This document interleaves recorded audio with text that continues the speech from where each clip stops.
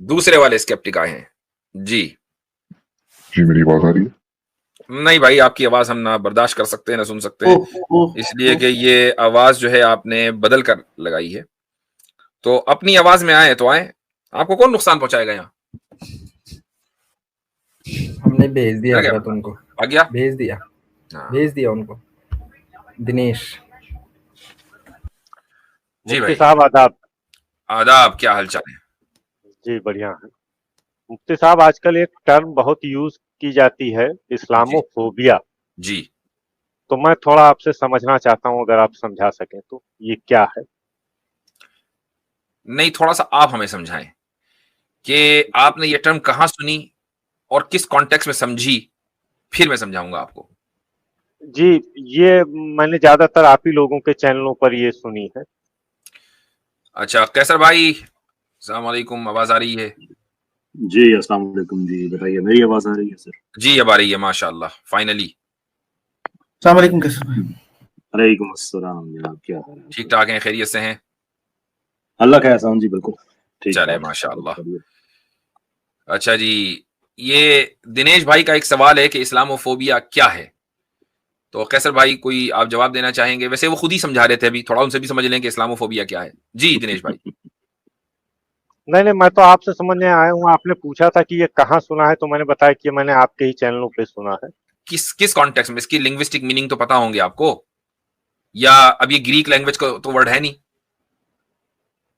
इस्लाम का तो मुझे मतलब पता है, और फोबिया का फोबिया, मतलब पता है। जी। तो फोबिया, इस्लामोफोबिया को जब दोनों को मिला देंगे तो क्या मतलब होगा? फोबिया जहां तक मैंने समझता है, ये मैंने किसी बीमारी उमारी में सुना है, मैं बहुत ज्यादा श्योर नहीं हूँ। हाँ, वैसे फोबिया एक बीमारी ही होती है, जब आपको किसी चीज से एक अनजाना खौफ होता है, जबरदस्ती का जो खौफ आप अपने ऊपर मुसल्लत करते हैं, उसको फोबिया बोलते जी, हैं जी। तो क्या यही है इस्लामिक फोबिया? अभी तो आप बताएंगे ना भाई, हमें तो इस्लामोफोबिया है नहीं अल्हम्दुलिल्लाह। आप बताएं, आपको अनजाना खौफ मुसलमानों से है? नहीं नहीं, आप मुफ्ती साहब कुछ थोड़ा सा मुझे लग रहा है कि आप कुछ दाहिने बाएं निकल रहे हैं। नहीं, बिल्कुल तो सीधे चल रहे हैं, दाहिने बाएं नहीं। आप जी मुझे जी, बताएं कि क्या आपको मुसलमानों से कोई अनजाना खौफ है? मैं वहां तक बाद में आऊंगा। पहले आप बताएं तो कि यहाँ तक हम आए कैसे, इस्लामोफोबिया का क्या मतलब है, आप उसका मतलब तो मुझे समझा दें। बता तो दिया आपको, एक जी, क्या अनजाना बताया आपने? गैर फितरी गैर अकली इर्रेशनल इर्रेशनल खौफ फियर। किसी भी चीज से अगर होगा तो उसको फोबिया कहा जाएगा। तो अगर आपको इस्लाम से इर्रेशनल खौफ है तो आप इस्लामोफोबिक हैं। अच्छा अच्छा, कोई इस्लाम के प्रति अगर कोई बिला वजह मुझे डर है तो इस्लामोफोबिक कहा जाएगा। जी, तो आपको बिला वजह डर है या वजह से नहीं, डर है? अच्छा नहीं नहीं, मुझे नहीं, मैं इस टर्म को समझना चाहता था, तो आपने क्लियर कर दिया कि आपको इस्लाम। बिला वजह डर है कि किसी वजह से डर है? फिलहाल मुझे तो इस्लाम से कोई डर नहीं है। तो बस ठीक है, मुबारक हो, आप इस्लामोफोबिक नहीं है, माशाअल्लाह। जी जी, तो ठीक है, मैं आपकी बात समझ गया कि इस्लाम के प्रति अगर कोई बिला वजह डर रखता है तो इसको इस्लामोफोबिया कहा जाएगा, ऐसे ही है। लिख, अब स्टैम्प पेपर पे अगर होता मैं लिख के दे देता आपको, बस इतना ही कर सकता हूं फिलहाल। नहीं नहीं, अगर आप वाजे कर लें तो मेहरबानी। वाजे हो गया? अच्छा क्यों ठीक है। कैसर भाई, वाजे हुआ कि नहीं? अच्छा अच्छा ठीक है। सर मुझ अच्छा पे तो बहुत ज्यादा अच्छा उनसे तस्दीक ले अच्छा, लेते हैं। जी जी जी, मुफ्ती साहब उनका मुझ अगर पे तो यही वाजे हो काम, गया, उनसे ले लेते हैं तस्दीक। हाँ हाँ जी जी, सही। अगर जी यही काम मुसलमान करे, किसी के लिए बेवजह डर रखे हाँ, तो। बिल्कुल बिल्कुल। जैसे दिनेश भाई से अगर किसी को बिला वजह का डर हो तो दिनेश फोबिया कहा जाएगा उसको। जी जी, बिल्कुल बिल्कुल कहा जाएगा, क्योंकि 1920 में एक घटना हुई थी। यहाँ से मुसलमान कुछ हिजरत करके चले गए थे बिला वजह, तो ओके उसको क्या हिंदू फोबिया कहा जा सकता है? भाई, मैं तो हिजरत करने वालों में था नहीं, और न जी जी मुझे उस घटना का पता है और न उसका कॉन्टेक्स्ट जी, पता है। अगर बिला वजह हिंदुओं से डर होगा तो होगा कहा जाएगा, नहीं होगा तो नहीं कहा जाएगा। एक उसूल दे दिया आपको। हाँ हाँ, तो नहीं ठीक है, बाकी आप उसकी कॉन्टेक्ट से डिटेल चाहेंगे तो मैं दे दूंगा, कोई दिक्कत नहीं है। तो मैं मान सकता हूँ कि वो नहीं, ये मुसलमानों आप का हिंदू मानते रहे, फोबिया है। हमारे मुंह से न कहलवाएं, क्योंकि हमें ना तो जी उस जी घटना का पता है, ना उसके कॉन्टेक्स्ट का पता है, और जो भी हिस्टोरिकल इवेंट होता है उसके पीछे जो कॉन्टेक्स्ट होता है वो मल्टीपल हो जी सकते हैं। आपके एतबार से अलग हो सकता है, हमारे एतबार से अलग हो सकता है, किसी तीसरे बंदे के एतबार से अलग हो सकता है। I don't know which event you are referring. जी, नहीं नहीं मुफ्ती साहब, आप ऐसा नहीं कर सकते, क्योंकि उस घटना में देवबंद इन्वॉल्व था। भाई और वो कौन जहां सी तक मैं घटना जानता है? हूँ कि ये 1920 में खिलाफत के टाइम की है। अच्छा। यहाँ से कुछ मुसलमान सिर्फ इसलिए हिजरत करके चले गए थे। मैं उसकी डिटेल आपको बता देता हूँ। ये है, इसमें करीब 30,000 मुसलमान इसलिए छोड़ के चले गए थे कि अब ब्रिटिश भारत दारुल हरब है, इसलिए यहाँ रहना धार्मिक रूप से ठीक कहाँ चले गए थे भाई, किधर चले गए थे? वो जहाँ गए थे उनका बहुत बुरा हाल हुआ था। कहाँ गए थे?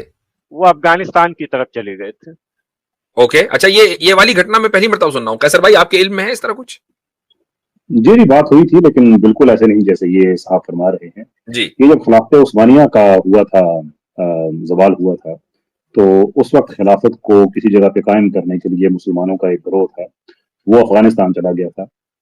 और ये बात दुरुस्त है कि वहां पे जो बादशाह था उसने कोई अच्छा सलूक नहीं किया था, लेकिन वो उसे कोई हिंदू फोबिया या कोई ऐसी बात तो नहीं थी। वो तो उनका ख्याल था कि हमारी एक आखिरी खिलाफत दुनिया में बच गई थी, वो खत्म हुई है, तो हमने उसको रिवाइव करना है। तो उसमें हिंदू फोबिया का क्या कोई ऐसी बात हो सकती है? अच्छा, अगर आपने हिंदू फोबिया समझना है, सर, अगर आपने हिंदू फोबिया समझना है तो वो हम फिर हिंदुस्तान के अंदर रहने वाले लोग, उनके मामलात की हम बात करके देखेंगे ना। जैसे मिसाल के तौर पे अब हम जानते हैं कि 1920 की आपने बात की, तो 1920 में ही एक बहुत पावरफुल किस्म का एक मूवमेंट स्टार्ट होती है वहां पे हिंदुस्तान में।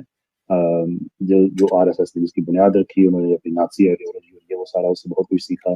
अब 3 दफा जो भारत की अपनी हुकूमत ने उनको बैन कर दिया, तो अब ये बैन इधर ठीक लगा या ठीक नहीं लगा।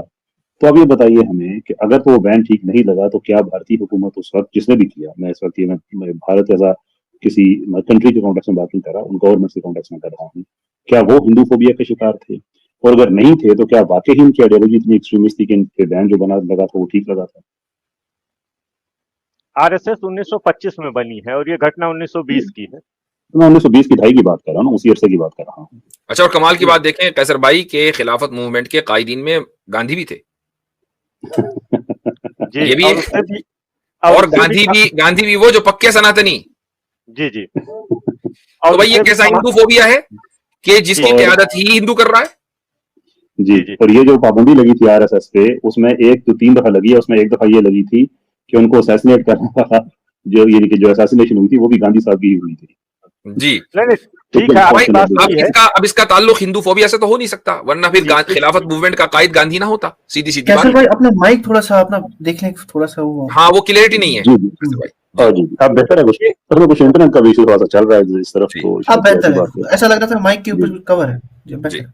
जी, तो ये क्लियर हो गया कि 1920 में ही मुसलमानों में क्लियर कुछ नहीं हुआ है। ये आपके जहन में जो क्लियरिटी या चल रही है वो आप अपने जहन से बोलें। हमने तो ये क्लियर कर दिया कि जो खिलाफत मूवमेंट था ना, उसका कायद गांधी था। अब खिलाफत मूवमेंट की बुनियाद हिंदू फोबिया नहीं हो सकती। जी, और उस फतवे का क्या जो देवबंद के लोगों ने दिया था? कौन सा? कि यहाँ से हिजरत कर जाओ।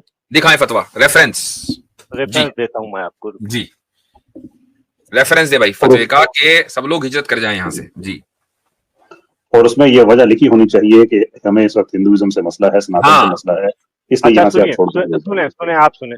देवबंदी उलेमा का हिजरत का फतवा 1920 या फतवा दारुल हरब। फिर रेफरेंस क्या है?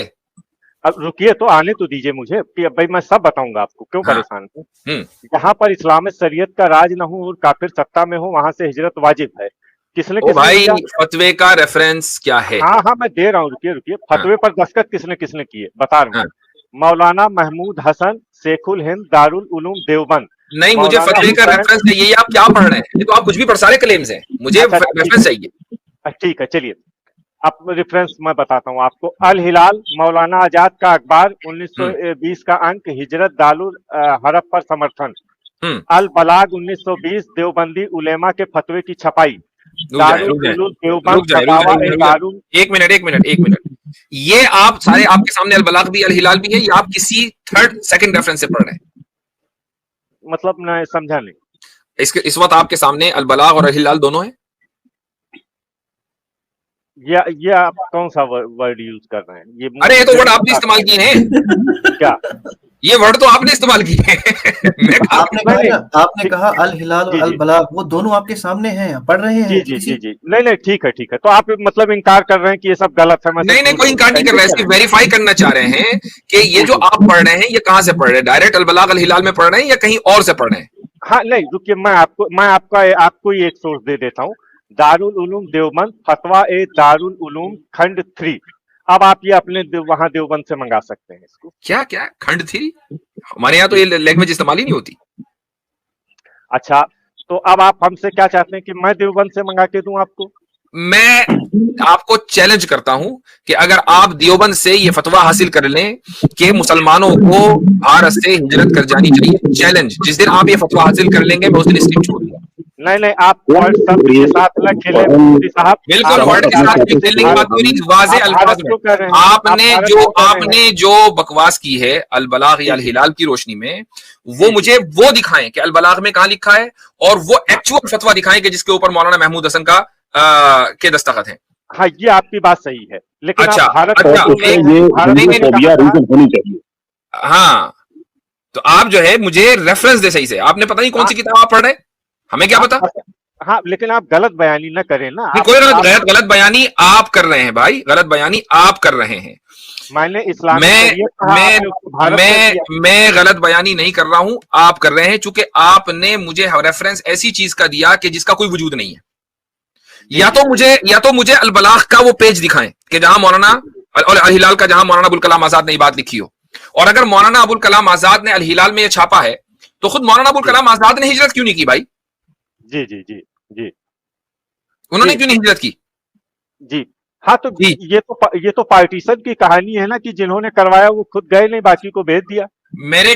ऐसा कोई आदमी आपको लगेगा कि फतवा दे रहा है, अपने दस्तखत कर रहा है, खुद जानी रहा है? 20,000 लोगों को निकाल दिया उसने इस मुल्क को दारुल हर्ब करार देकर। कैसे? अब ये सिवाय 5 जन्ने की बकवास के और कुछ नहीं है। और आप लोगों के पास कोई रेफरेंस नहीं होता है, बगैर किसी रेफरेंस के व्हाट्सएप पर कुछ मजामीन आपके पास आ जाते हैं, आप उसको फॉरवर्ड करके समझते हैं कि हमने बहुत 30 मार ली।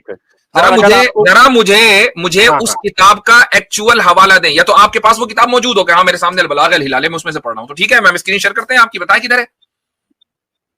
नहीं, आपको अगर फतवा मिल जाए वो आपको, तो आप मान लेंगे? फतवा नहीं, अगर मगर नहीं, मुझे दिखाएं फतवा किधर है।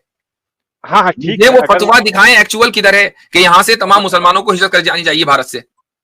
ठीक है, और उसकी वजह भी बताएं कि वजह यह है कि हिंदू फोबिया। क्योंकि असल शुरुआत जो है वो हिंदू फोबिया से हुई है। दोनों चीजें उसके अंदर होनी चाहिए। आपकी आवाज कुछ रुक गई थी बीच में। मेरी आवाज मेरे ख्याल से बिल्कुल ठीक है, बीच में हो गया था। अच्छा ठीक है, तो मुझे फतवा दिखाएं कि जिसमें हिंदू फोबिया की वजह से मुसलमानों को हिजरत करने का हुक्म दिया गया हो भारत से, तमाम मुसलमानों को। तो जरा सा मुझे वो दिखाइएगा, तब आपकी बात के अंदर कोई सबूत होगा, वरना फालतू की बकवास करने से क्या फायदा, ये तो झूठ बोलना हुआ। वो ठीक है, फतवा आपको चाहिए। दिनेश साहब, आपके पास सोर्स है कि नहीं है? जल्दी से, टाइम ज्यादा ना करें। हाँ, सोर्स है कि नहीं है? आपको फतवे की उसका फतवा का आपको किस में दिया जाए? तो भाई है या नहीं है, फालतू की बात करें, आप बताएंगे है या नहीं? हाँ या ना? हाँ या ना? आपको किस तरह का हाँ या ना? लास्ट 5 सेकंड्स हैं, चाहिए आपको? 5 सेकंड्स हैं, 5 सेकंड्स हैं। हाँ या ना? फतवा है या नहीं है? आपको किस कॉपी में चाहिए? 5 सेकंड्स है। हार्ड कॉपी चाहिए, सॉफ्ट कॉपी चाहिए, क्या चाहिए आपको? ये सब जो भी चाहिए, चलो निकलो, ठीक है, बहुत अच्छी बात।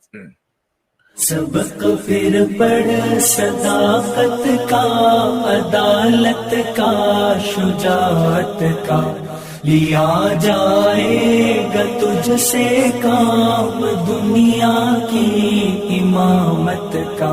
सबक फिर पढ़ सदाकत